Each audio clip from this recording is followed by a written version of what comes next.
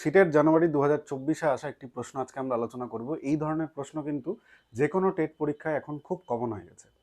আচ্ছা, এখানে কি ধরনের প্রশ্ন থাকে? প্রথমে থাকে একটা অ্যাজারশন, অর্থাৎ একটা উক্তি থাকে। প্রথমে আমাদের দেখতে হয় যে উক্তিটা ঠিক আছে কিনা, তারপরে থাকে হচ্ছে যুক্তি।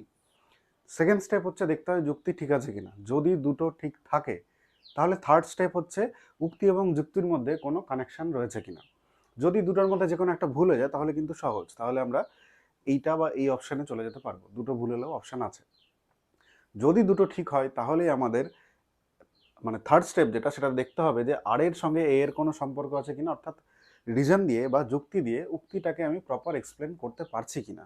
যদি করতে পারি তাহলে আমাদের এই অপশানটা ঠিক হবে, আর যদি না করতে পারি তাহলে আমাদের এই অপশানটা ঠিক হবে। এটা হলো টেকনিক। এবার আমরা দেখি প্রশ্নটাতে কি বলেছে।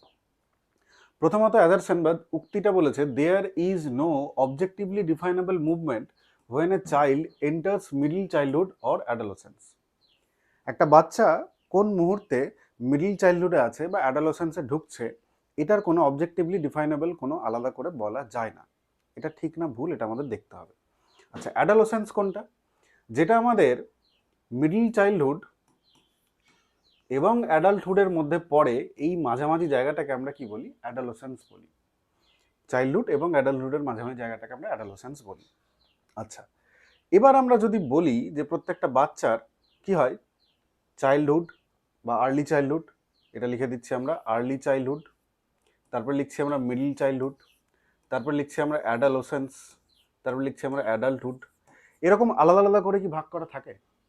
এরকম আলাদা আলাদা করে কিন্তু ভাগ করা যায় না। কারণ কি, চাইল্ডহুডের মধ্যেই মিডল চাইল্ডহুড কোথাও একটা আছে, আর্লি চাইল্ডহুডের সঙ্গে মিডল চাইল্ডহুড মিক্স হয়ে আছে, বা কোথাও মিডল চাইল্ডহুড আর অ্যাডালোসেন্স মিক্স হয়ে আছে, অ্যাডালোসেন্সের সঙ্গে অ্যাডাল্টহুডও মিক্স হয়ে আছে।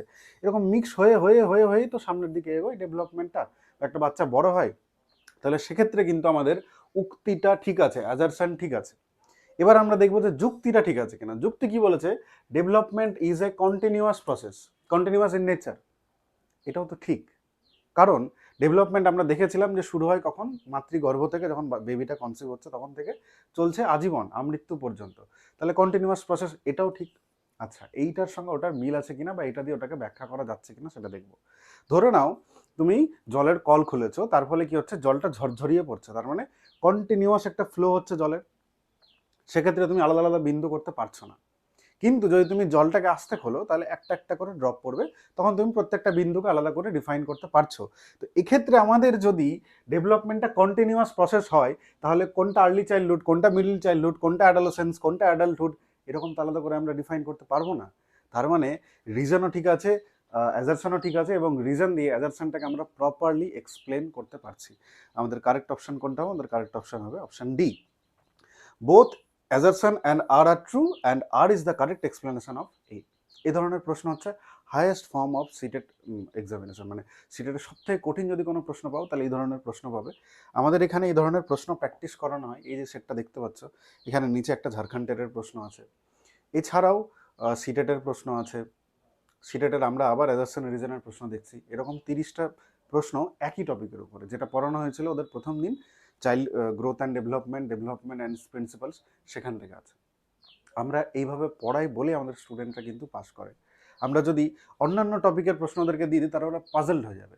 সেজন্য আমরা যেদিন যে টপিক পড়াই সেই টপিকের উপরে 30টা বা 60টার সেট আমরা দিয়ে দিই, যেটা ওরা বাড়িতে বসে করে। এবং অবাক হয়ে যাবে দেখলে যে এই মুহূর্তে তারা কেমন নাম্বার পায়। আমি ওটা লোড করেও রেখেছি, দেখি পাওয়া যায় কিনা সেটা। এই যে 29টা রেসপন্স এসেছে। এবার আমরা একটা র্যান্ডাম রেসপন্স তুলে নিচ্ছি। পৌলমী মণ্ডল বলে একজন রেসপন্স করেছেন, তিনি নাম্বার পেয়েছেন 28 আউট অফ 29, মাত্র দুটো ভুল হয়েছে।